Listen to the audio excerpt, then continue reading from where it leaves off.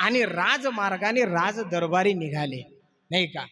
सुंदर असा पोशाख, पांढरा आणि त्या ठिकाणी पोशाख, कपाळाला भव्य आणि त्या ठिकाणी ऊर्ध्व पौंड्र भार, कंठी शोभे माळ, कंठामध्ये आणि त्या ठिकाणी तुळशी माळ, आणि डोक्यावर पगडी, हातामध्ये आपली ती धोपटी घेऊन आणि ते साहित्य घेऊन महाराज वीरसिंहाच्या दरबारी निघाले. जात असताना महाराजांना प्रत्येक जण आणि त्या ठिकाणी वाकून नमस्कार करायचा, नाही का. कारण महाराज राजाची सेवा करायची याच्यामध्ये आणि त्याच्या पाठीमागचा हा भाव नव्हता, परंतु महाराजांचं जीवनच हे आदर्शभूत होतं, नाही का. सेना महाराजांचं जीवन हे आदर्शभूत होतं, आदर्श होता त्यांच्या जीवनामध्ये. कारण ज्यावेळेस पासून जन्माला आले त्यावेळेस पासून आणि त्यांचा आदर्श घेण्याचा प्रयत्न आणि नगरामधील लोकांनी घेतला, आणि म्हणून वाकून त्या ठिकाणी नमस्कार करण्याची पद्धत. आणि महाराजांना प्रत्येक जण वाकून नमस्कार करू लागला. महाराज नमस्कार, महाराज रामराम, महाराज रामराम. महाराज सुद्धा आणि त्या ठिकाणी रामराम करत निघाले. जात असताना आणि कानावर काही वारकरी मंडळींचा आवाज पडला. वारकरी मंडळींचा आवाज पडला, भजन ऐकू आलं, नाही का. भजन ऐकू आलं, पांडुरंगाचं भजन ऐकू आलं. आणि ऐकू आल्यानंतर महाराज आणि त्या ठिकाणी ज्या दिशेने जात होते त्या दिशेने समोरून एक दिंडी येत होती. महाराजांनी दिंडीला नमस्कार केला आणि नमस्कार केल्यानंतर संत मंडळींना विचारलं, कुठे निघालात? महाराज तीर्थयात्रा करण्याकरता निघालो. तीर्थयात्रा करण्याकरता निघाले? हो. आपल्या या नगरामध्ये आलो आणि नगरामध्ये आल्यानंतर असं कळालं की या ठिकाणी सेना महाराज नावाचे आणि थोर हरिभक्त राहतात, जे रामानंद आणि परंपरेचे अनुयायी आहे. आम्हीही रामानंद परंपरेचेच अनुयायी आहोत आणि तीर्थयात्रा करत करत करत करत निघालेलो आहोत आणि म्हणून या नगरामध्ये आलो. त्यावेळेस महाराजांनी विनम्र भावाने हात जोडले आणि त्यांना प्रार्थना केली, तुम्ही ज्यांचं नाव घेतलं या देहाला सेना म्हणतायत आणि तो मीच आहे असं महाराजांनी विनम्रपणे म्हटलं. आणि त्या सर्व संत महात्म्यांची दिंडी आपल्या घरी नेली, त्यांची आणि शुश्रूषा केली, त्यांची व्यवस्था केली. पहा, संत महात्मे घरी आल्यानंतर जो आनंद पारमार्थिक माणसाला होतो, नाही का, महाराज तो व्यक्त करतायत. तोची दिवाळी दसरा, नाही का. दिवाळी आणि दसरा हे जरी अलग सण असले तरी सुद्धा ते एकत्रित आणि त्या ठिकाणी येतात.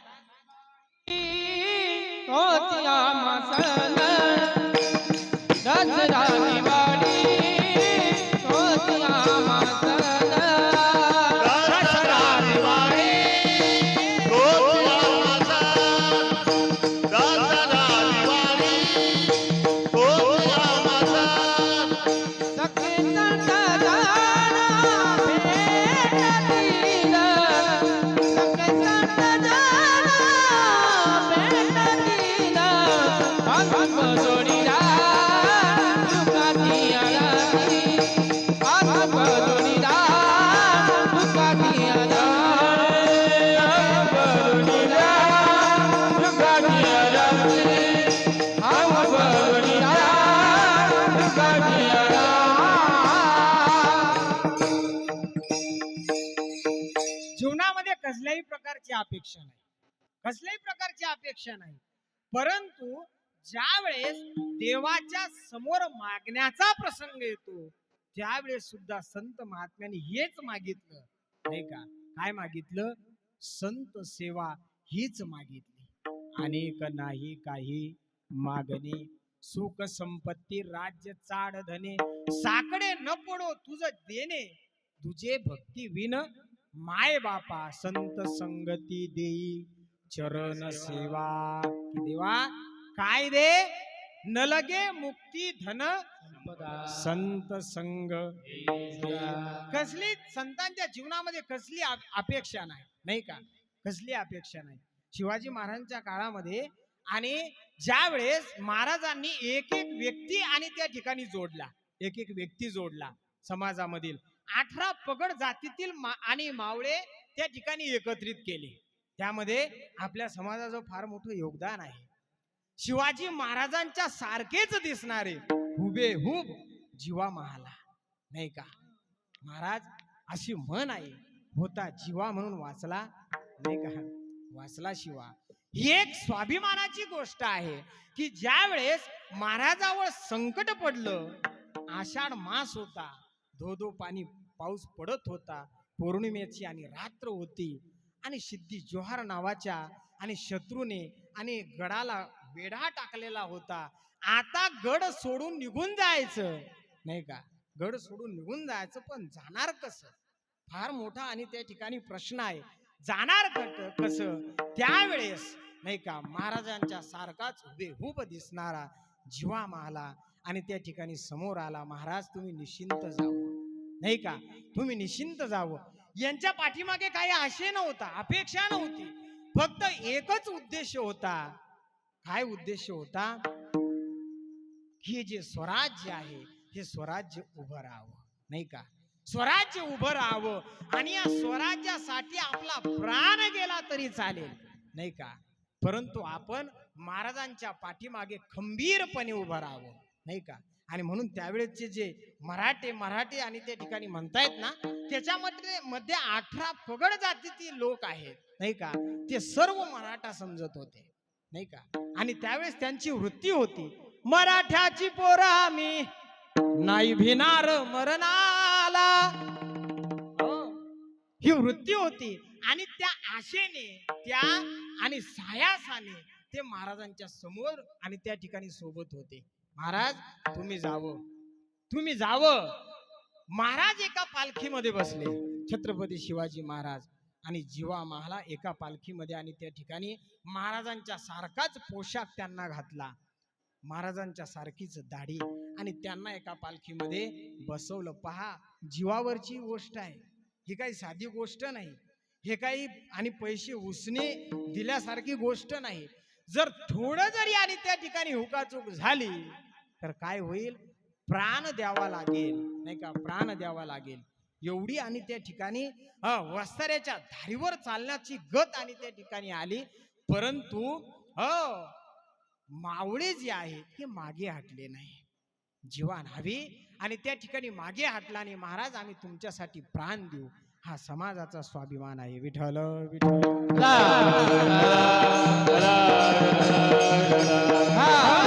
त्याच प्रकारे आणि त्या ठिकाणी संतांचं जीवन आहे, कसल्याही प्रकारची अपेक्षा नाही, कसले अपेक्षा तुमच्या आमच्या जीवनात आहेत हो, कितीही असलं तरी आपल्या अपेक्षा कमी होत नाही, नाही का, कितीही असलं तरी रावणाजवळ कमी होतं का?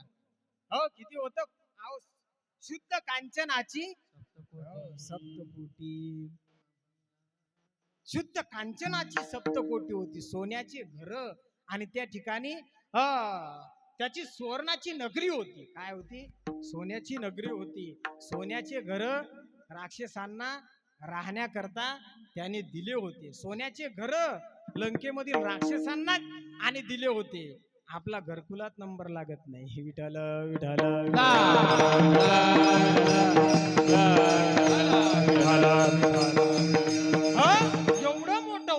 एवढं मोठं होतं, परंतु अहंकाराच्या मागे जे काय आहे ते मीच आहे, नाही का, अपेक्षा त्याच्या प्रतिज्ञा होत्या, नाही का. खास जो समुद्र आहे हा गोड करेल, स्वर्गाला शिडी लावेल, सोन्याला सुगंध आणेल, आणि ह्या ज्या अपेक्षा आहे ह्या अपेक्षा शून्य झाल्या आणि शेवटी श्री रामचंद्र प्रभूच्या एका बाणाने त्याला मारावं लागलं. माणसाजवळ अपेक्षा खूप असतात, खूप अपेक्षा असतात. अपेक्षा रहित असा कोणीच नाही. निरपेक्ष जर कोणी असेल, निरपेक्ष जे जीवन जर कोणाचं असेल तर ते संतांचं आहे, नाही का, संतांचं आहे. शेणा महाराजांचं जीवन हे निरपेक्ष जीवन आहे. ज्यावेळेस संत महात्मे घरी आले त्याच्या पाठीमागचा भाव काही नव्हता की याच्याबद्दल आपल्याला काही मिळेल, नाही का, आपली स्तुती होईल, आपली वाहवा होईल, काही नाही. परंतु संत आले, देहभान विसरून गेले, राजाची सेवा करण्याकरता निघाले होते, विसरून गेले, राजाची सेवा सुद्धा विसरून गेले, नाही का. कारण देव सारावे परते, संत पूजावे आरते, नाही का. देवपूजन आपण करत असलो घरामध्ये आणि संत आपल्या दारी आले, साधू आपल्या दारी आले, तर आपण देवाला बाजूला करावं, अगोदर संतांची पूजा करावी, अगोदर त्या अतिथीची पूजा करावी, नाही का? कारण त्यांची सेवा ही देवाला प्रिय आहे. विठ्ठल विठ्ठल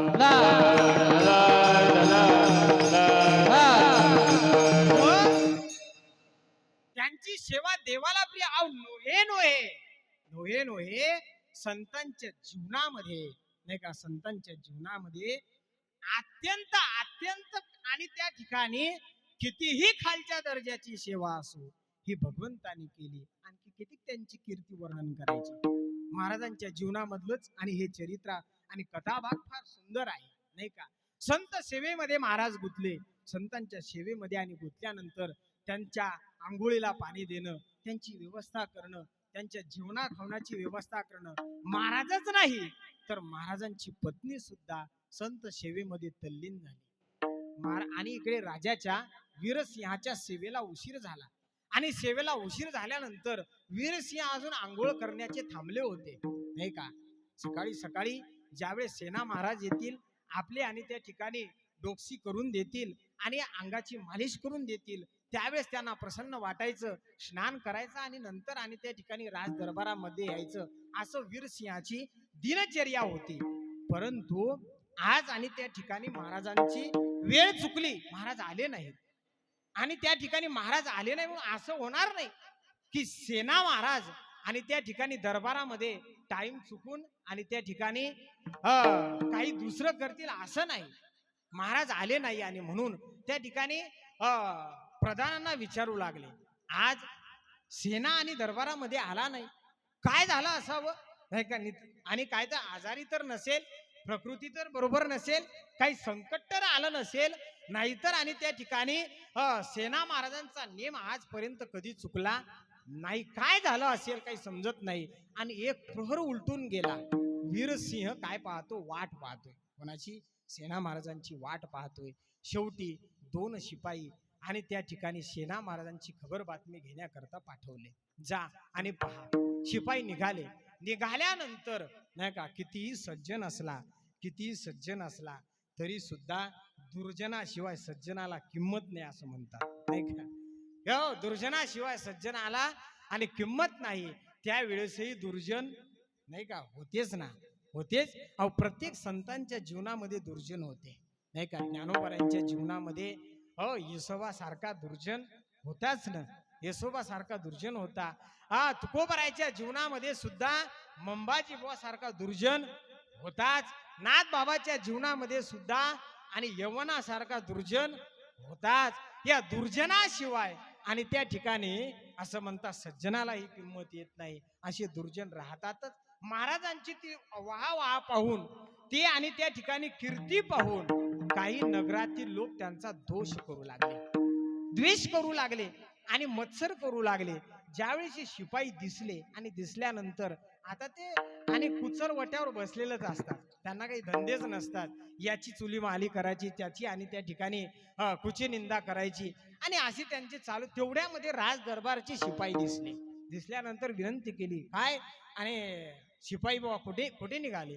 त्यावेळेस त्यांनी सांगितलं, सेना महाराजांकडे निघालो, आज दरबारामध्ये सेना महाराज आले नाहीत आणि त्यांची टाइम चुकला. राजा खवळले, राजाला राग आला आणि ते सांगू लागले, अहो त्यांच्याकडे जाऊ नका, कसले सेना महाराज, त्यांच्याकडे संत महात्मे आलेले आहेत आणि त्यांच्या सेवेमध्ये ते गुंतलेले आहेत. कुठे राजाची सेवा, कसला राजा, ते काही मानत नाही, राजाला वगैरे काही मानत नाही, असं म्हटलं.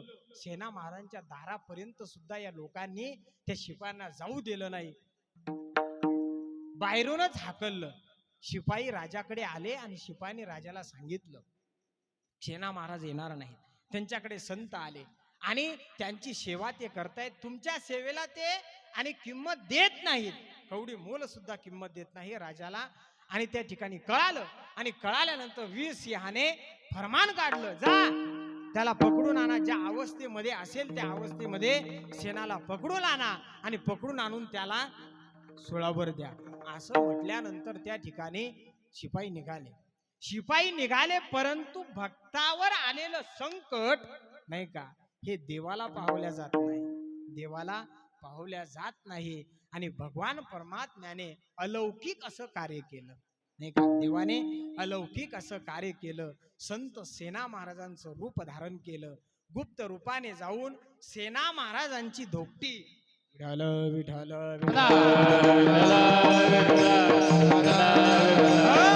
सेना महाराजांची धोपटी आणि त्या ठिकाणी घेतली, आपल्या गळ्यामध्ये अटकवली आणि राजाच्या दरबारामध्ये निघाले. जी शिपाई महाराजांना पकडून आणण्याकरता चालले होते, त्यांना मधातच भेटले. जे हरी काहू शिपाई बापू इकडे चालले?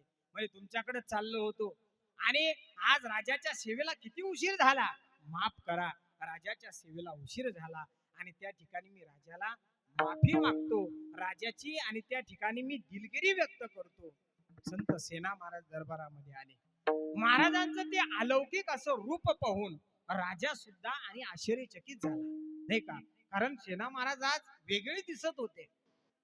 त्यांचं दैदिप्यमान ते रूप पाहून, तेज पाहून राजाचे डोळे सुद्धा आणि त्या ठिकाणी काय झाले आणि आश्चर्यचकित त्याने महाराजांकडे पाहू लागले. कारण ते महाराज नव्हतेच ना. कोण होते? साक्षात भगवान परमात्मा होते, साक्षात देव होते, ब्रह्मांडाचा नायक होता, की जो सेना महाराजांच्या रूपामध्ये राजाची सेवा करण्याकरता आलेला होता. महाराजांनी हात जोडले की महाराज मला माफ करा. संत महात्मे घरी आले आणि त्यांची सेवा करण्यासाठी आणि त्या ठिकाणी उशीर झाला आणि म्हणून तुमच्या सेवेमध्ये विलंब झाला. चला. त्यांच्याकडे पाहून राजा शांत झाला. दररोज सेना महाराज आल्यानंतर काही लोकांचं व्यक्तिमत्वच असं असतं की त्यांच्याकडे पाहिल्यानंतर काय वाटतं? प्रसन्न वाटतं, नाही का? प्रसादे सर्व दुःखानाम हानिरशोपजाय, ते प्रसन्न वाटतं. काही लोकांकडे पाहिल्यानंतर फोडिली गोवरी तैसा दिशे तोंडावरी, नाही का? क्यों मैया रोते की हो सुरत ही ऐशी आहे. त्याच्याकडे पाहिल्यानंतर कधी 12 वाजलेले दिसतात, परंतु संत सेना महाराज प्रसन्न चित्त आणि आज तर भगवंताचं रूप आहे. मग काय, राजा शांत झाला. शांत झाला, राजाची शुश्रूषा केली, सेवा करून आणि त्या ठिकाणी महाराजांनी ज्या वेळेस दिव्य सेना महाराजांचे करकमल राजाच्या अंगाला लागले, त्यावेळेस राजाला एक वेगळीच अनुभूती आणि त्या ठिकाणी प्राप्त झाली. वेगळीच अनुभूती प्राप्त झाली. राजाला आज वेगळंच वाटायला लागलं. सर्व भाग शीन आणि त्या ठिकाणी निघून गेला. दिव्य आणि त्या ठिकाणी प्रसन्नता वाटायला लागली. शेवटी राजाने सेना महाराजांना एक अंजुळभर मोहरा आणि त्या ठिकाणी दिल्या आणि दिल्यानंतर महाराजांनी त्या मोहऱ्या घेतल्या, धोपटीमध्ये ठेवल्या आणि सेना महाराज निघून गेले.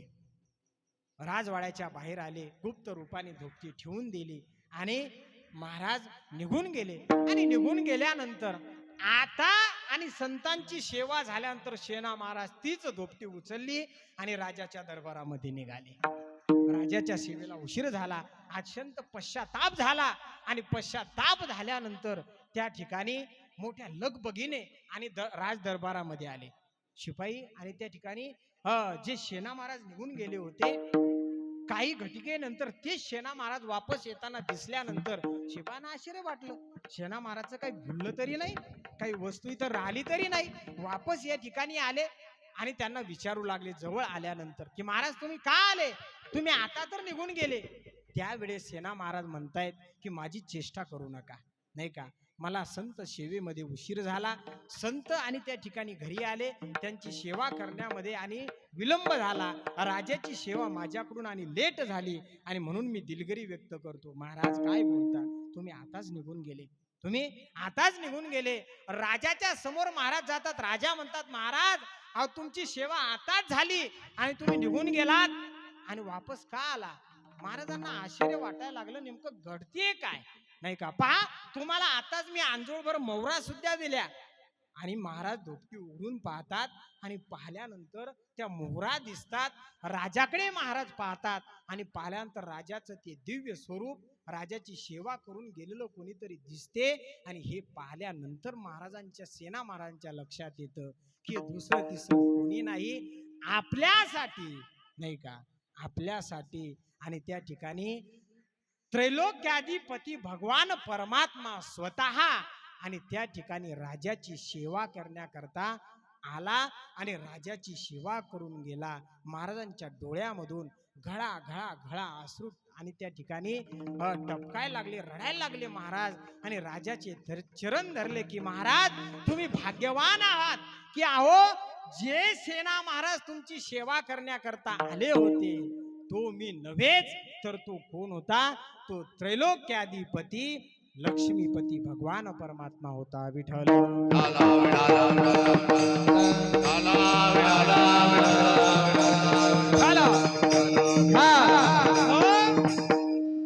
महाराजांची सेवा एवढी अनमोल होती नाही का?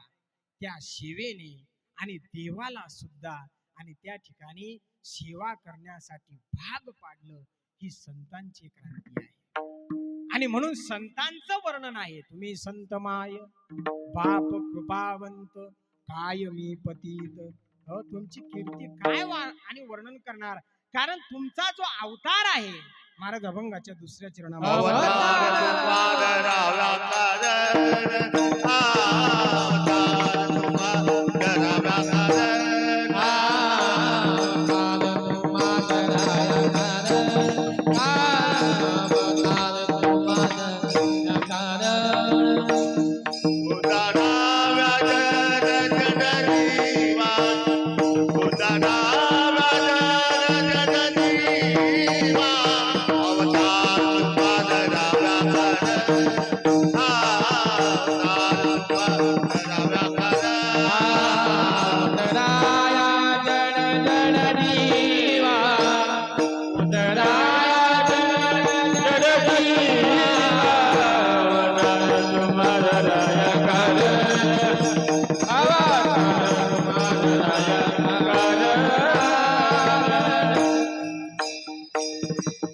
उद्धराया जन जड जीव. महाराज म्हणतायत त्यांचा अवतार कार्याच्या करता आहे.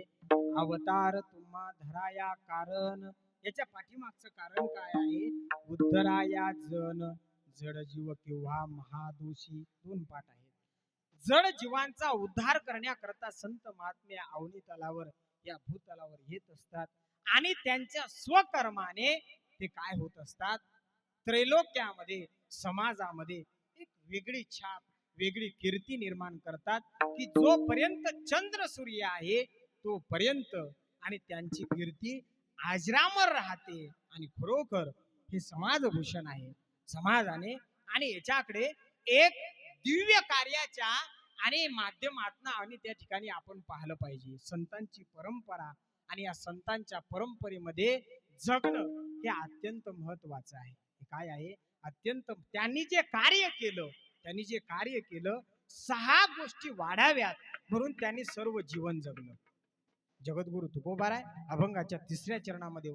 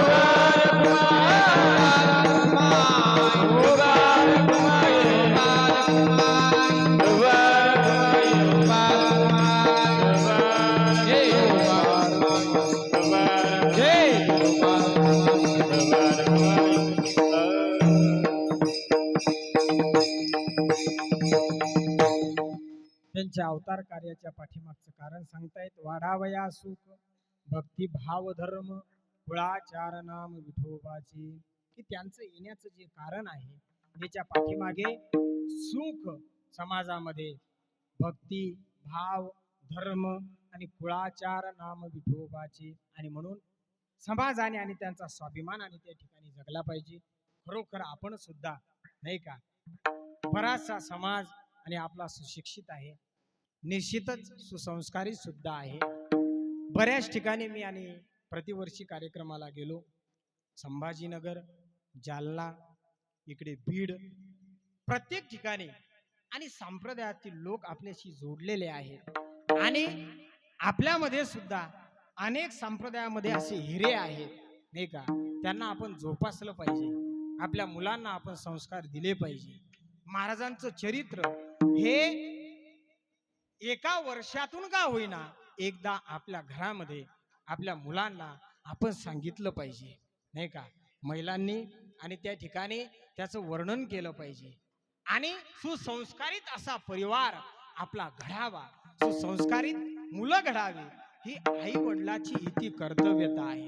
अनेक समाज आणि त्या ठिकाणी ज्याप्रमाणे एकजुटीने राहतायत, त्याप्रमाणे एका मंडपामध्ये येऊन एका ताकदीने, कारण कलियुगामध्ये संघटनेमध्ये जेवढी ताकद आहे तेवढी एकट्यामध्ये नाही का, एकट्यामध्ये नसते. आणि म्हणून एकत्रित येणं नाही का, हे अत्यंत महत्वाचं आहे. आणि एकत्रित येऊन थोडं थोडं का होईना, आज ज्याप्रमाणे आपल्या शेगावमध्ये वारकरी भवन नाही का उभं राहतंय, आज कोट्यावधी रुपये आणि त्या ठिकाणी जमा होत आहेत, ही केवळ आणि केवळ तुमच्या सर्वांची मदत आहे. आणि या मदतीने हे होत आहे. पंचक्रोशीतील मंडळीची मदत आहे. आणि हे कार्य असं चालू ठेवण्यासाठी आपण आपल्या पुढच्या पिढीला संस्कारित करणं हे तितकंच महत्वाचं आहे. जेवढं हिरिरीने आपण आज या ठिकाणी आलो, त्याचप्रमाणे उत्तर कशा प्रकारे आणि हे कार्य संतांची सेवा वाढत जाईल, आपल्या परिवारामध्ये जाईल नाही का. कारण आपले आणि जे कुटुंब आहेत याच्यामध्ये फार व्यसनाधीनता आणि कोण्या कोण्या भागामध्ये पाहायला मिळते नाही का. कारण दररोजचा पैसा त्याच्या हातामध्ये दररोजचा ताजा येतो आणि तो व्यसनाकडे आणि अशा प्रकारे लुप्त होतो. म्हणून संतांचं जीवनाचं अनुकरण करणं अत्यंत महत्वाचं आहे. म्हणून त्यांनी जीवन झिजलं कशाप्रमाणे, महाराज अभंगाच्या शेवटच्या चरणामध्ये तुका म्हणे मुन चंदनाचे तुका म्हणे मुन चंदनाचे तुका म्हणे मुन चंदनाचे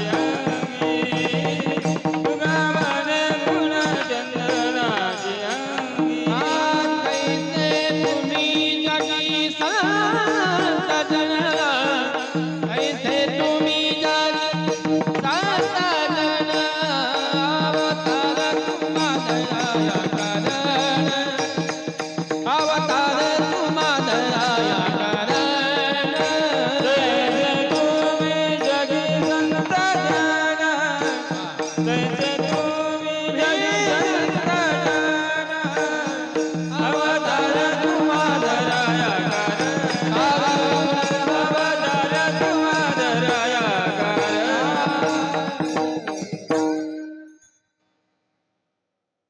तुका म्हणे गुण चंदनाचे अंगी, तैसे तुम्ही जगी संत जन. ज्याप्रमाणे चंदनाच्या आणि जवळ जे गुण असतात, त्याचप्रमाणे संत महात्मे जीवन झिजवतात आणि जीवन झिजवून समाजासाठी उद्बोधक ठरतात, समाजाला उपदेश करतात, समाजासाठी झिंजतात. त्याचप्रमाणे संत सेना महाराजांचं जीवन आहे. पंढरीच्या अनेक क्षेत्रामध्ये उत्तर काळामध्ये महाराजांनी वारकरी म्हणून आपल्या महाराष्ट्रामध्ये आणि त्या ठिकाणी खूप वास्तव्य केलं, तीर्थयात्रा केली. शेवटी बांधवगडला गेले. बांधवगडला गेल्यानंतर वीर सिंहाने आणि मोठ्या आदराने त्यांचं आणि महाराजांचं बरंचसं जीवन तीर्थयात्रेमध्ये गेलं. त्यामध्ये पंढरीच्या पांडुरंगाची आस, पंढरीच्या पांडुरंगाची आणि त्या ठिकाणी वारी महाराजांची चुकली नाही. आणि असं जीवन आणि त्या ठिकाणी ज्या वेळेस वृद्धापकाळ आला त्यावेळेस महाराज आपल्या जन्म आणि भूमीमध्ये गेले आणि गेल्यानंतर त्या ठिकाणी पवित्र अशा आजच्या या दिवशी महाराजांनी आपलं जे अवतार कार्य आहे हे अवतार कार्य पूर्णत्वास नेलं. तुम्ही संत माय बाप कृपावंत कायमी पतित कीर्तिवान अवतार तुम्हा धराया कारण उद्धराया जन जड जीव किंवा महादोषी वाढावया सुख भक्ती भाव धर्म कुळाचार नाम विठोबाचे तुका म्हणे गुण चंदनाचे अंगी तैसे तुम्ही जगी संत जन अवतार तुम्हा धराया कारण उद्धराया जन जड जीव. आणि महाराजांचं कार्य या ठिकाणी आजच्या पवित्र अशा श्रावण वद्य द्वादशीला पूर्णत्वात जाते. महाराज आणि त्या ठिकाणी आपलं अवतार कार्य संपवतात. खरोखर संतांचं चरित्र हे कसं आहे, दिव्य आहे. कितीही वर्णन केलं तरी सुद्धा आपली वाणी नाही का तेथपर्यंत पोहोचू शकत नाही. आणि म्हणून आजच्या त्यांच्या पवित्र आणि समाधी सोहळ्याच्या पुण्यतिथीच्या आणि निमित्ताने सर्व समाज बांधव या ठिकाणी एकत्रित आलेले आहेत. श्री संत सेना महाराज सेवाभावी संस्थेच्या या सुंदर अशा उपक्रमामधून आणि त्या ठिकाणी हा कार्यक्रम उभा राहतोय, संपन्न होत आहे आणि पुढेही त्या ठिकाणी भरपूर कार्यक्रम आहे. आणि म्हणून ही झालेली सेवा श्री संत सेना महाराजांच्या चरणी या ठिकाणी आपण समर्पित करणार आहोत.